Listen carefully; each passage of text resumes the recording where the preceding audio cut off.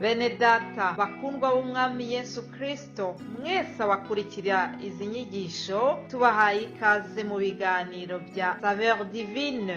Ibi biganiro mu bitegurirwa n'abavugabutumwa bwiza batandukanye, akaba ari umuhamagaro ugendera ku ijambo ry'Imana byanditse mu gitabo cy'ubutumwa bwiza uko bwanditswe na Matayo ibice 24 umurongo wa 14. Kandi ubutumwa bwiza bw'ubwami buzigishwa mu isi yose ngo bube ubuhamya bwo guhamiriza amahanga yose, nibwo imperuka izahera ko ize. Ibi biganiro mubikurikira ku channel ya YouTube yitwa Saveur Divine. Tubifurije kugubwa neza. Imana Data ari nayo so ibaha umugisha. Yesu ashimwe bene data bakundwa b'umwami wacu Yesu. Aho dusangira ijambo ry'Imana bice mu kiganiro Saveur Divine, ndabaramukije ndabifuriza kugubwa neza. Ubuntu bw'Imana bubatwikire kandi amaraso ya Kristo Yesu abandanye kubeza no kubatunganya. Ndabifurije amahoro ya Data torera muri Kristo Yesu ashibamire imitima yanyu. Nezerejwe n'Imana kongera kubana namwe kugira ngo dusangire ijambo ry'Imana kuri uno munsi. Kristo Yesu abihererwe icubahiro. Tubaze iminsi itari mike turiko turaganira ijambo ry'Imana dusanga mu gitabo cy'ibyakozwe n'intumwa, aho twarabiye hamwe twibukanya iby'isezerano Imana yasezeraniye abari mu isi, abazizera Kristo Yesu ko bazohabwa ari we mpwemu yera. Yesu Kristo ashimangira iby'iryo sezerano, aho tubona amaze kuzuka amara iminsi 40 aganira n'abigishwa iby'ubwami bw'Imana, maze arabihanikiriza ngo ntibaze bave Yerusalemu badahawe ico Data yasezeranye. Imana ishimwe. Hari ku munsi wa Pentekote, aho intumwa n'abandi bari bakoraniye hamwe bashika 120 bahabwa iryo sezerano. Yesu ashimwe. Ico gihe ibintu birahinduka. Tubona ngo ku isaha y'9 Petero ari kumwe na Yohana bahaguruka baja mu rusengero. Waramaze imyaka myinshi cyane ari kimuga, asabiriza asegerereza imbere y'umuryango w'urusengero. Tubona ngo mpwemu yera w'Imana abashoboza kumuhagurutsa mu izina rya Kristo Yesu. Arahaguruka maze inkuru ikwira yamamara i Yerusalemu hose. Petero aheraho ashiramanga atangura kuvuga ubutumwa bwiza bw'ubwami bw'Imana. Haleluya. Arahagarara ashingira intahe Kristo yabambwe, akicwa akazuka, mu bakomeye mu bari batinyitse.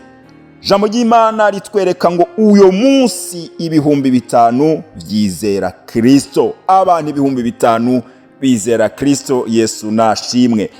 Nta wundi yakoze icyo gikorwa atari mpwemu yera. Nta wundi abishobora atari mpwemu yera. Nta wundi akora ku mitima y'abantu akabihanisha akabereka ibyaha atari mpwemu yera. Twebwe aradushoboza tugashira amanga tukavuga, ariko uwihanisha abantu nubakisha bugufi ni mpwemu yera. Imana ishimwe cyane.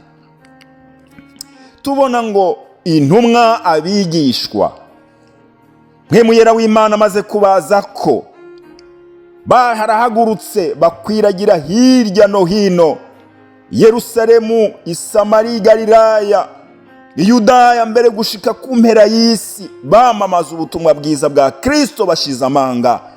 Aho hose bagenda bavuga ngo mwihane kuko ubwami bw'Imana buri hafi. Kristo Yesu niwe turonkeramwe agakiza.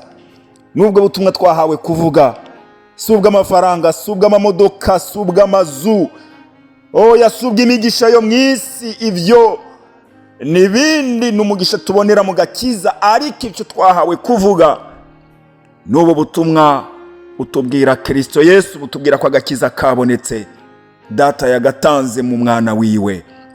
Imana ishimwe.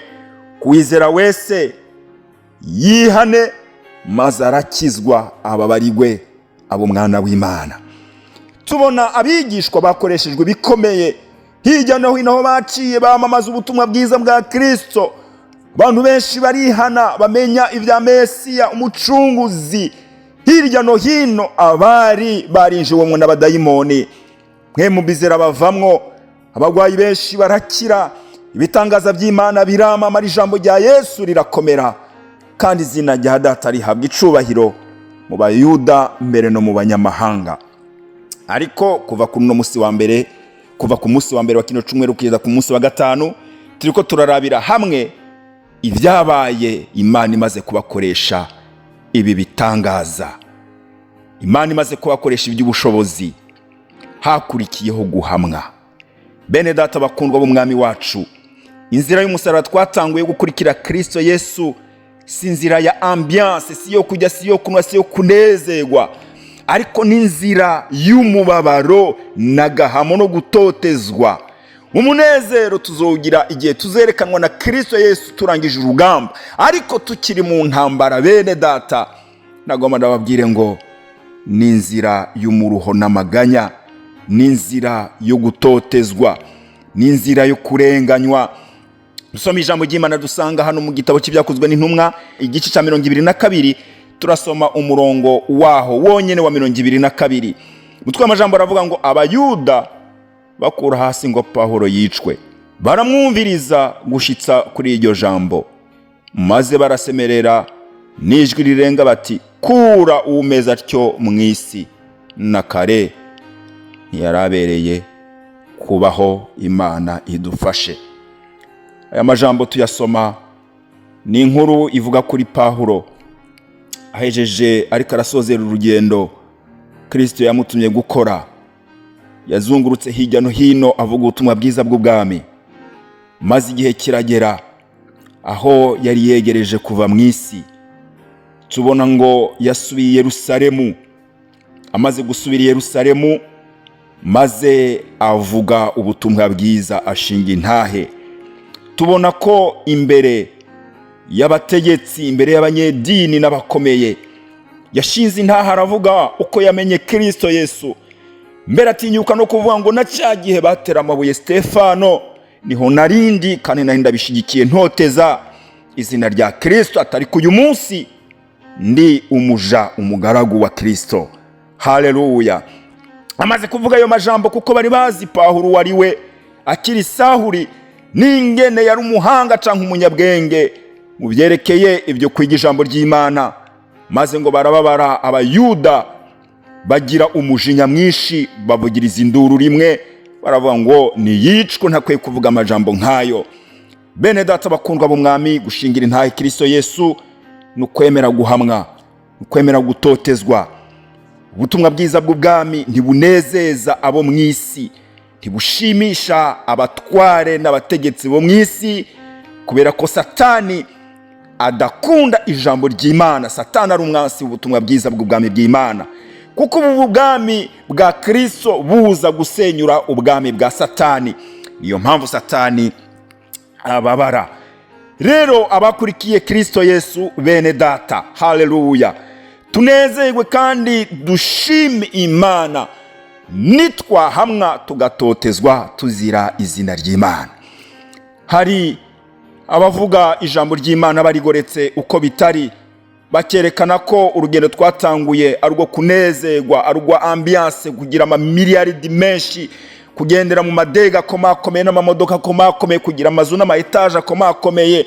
Ariko siko biri. Mu kurangiza, bene data, nagomba ndabereke aba 11, haleluya, bakurikiye Kristo Yesu. Mbega barangije urugendo rwabo gute? Mbega barurangije banezerewe? Mbega barurangije bambaye amakoti n'amakaravate? Mbega barurangije bari uko tuvyibaza cyangwa uko benshi bavyigisha uko utariko? Oya, siko byagenze, kubera ko bose barangije bishwe, ukuyemwo uretse Yohana wenyene. Petero yishwe abambwe acuritse umutwe i Roma mu Butaliyano.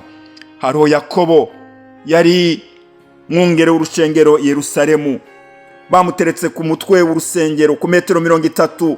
Yakobo bamuterera hasi, ariko ntiyapfa, bamuhohosha no kumukubita inkoni nyinshi abona gucikana. Hari uwitwa Andereya, nawe yarabambwe amaze kuvuga ubutumwa bwiza hakurya y'ikiyaga gitukura, maze ashinga intahe avuga ngo narindindiriye uyu munsi kugira ngo uzoshike nishime. Aho yari asigaje iminsi 2 gusa kugira ngo abambwe, ngo tubona yuko yabandanije kuvuga ubutumwa bwiza. Hariho na Yakobo mwene Zebedayo nabo yavuze ubutumwa bwinshi hatandukanye, harimo na za Espanye n'ahandi yicigwayo. Hariho Filipo wo tubona yagiye muri za Aziya Minere hose, nawe arabambwa yicigwayo. Baruteremi nawe tumubona muri Arabiya n'ahandi za Mesopotamiya, aho yagiye nawe abambigwayo. Toma wa wundi umwe yakekeranya kuri Yesu akanga kwizera, tumubona avuga ubutumwa muri za Ende, ahantu hose avuga ijambo ry'Imana, nawe yicigwayo acumiswe icumu. Matayo tumubona avuga ubutumwa muri Etiyopiya, niyo yishwe n'inkota. Yuda nawe yiciwe mu Buperesi, aho yavuga ijambo ry'Imana. Simoni mwene Zerote yiciwe mu Buperesi, aho yigisha ijambo ry'Imana, nawe yicwa urupfu rubi. Yohana wenyene niwe yashoboye gupfa urupfu wenyene yisaziye, ariko abandi bose bene data barangije urupfu, kandi urupfu rubabaje. Natwe nitwatotezwa tukababara, tumenye yuko ni inzira Kristo yaciyemwo. Yabivuze neza ngo ushaka kunkurikira yikorera umusaraba wiwe maze ankurikire. Nimwatotezwa murihangana, twihangane, kuko impembo n'impera zacu ari nyinshi kuri Data. Mu izina rya Yesu, amen.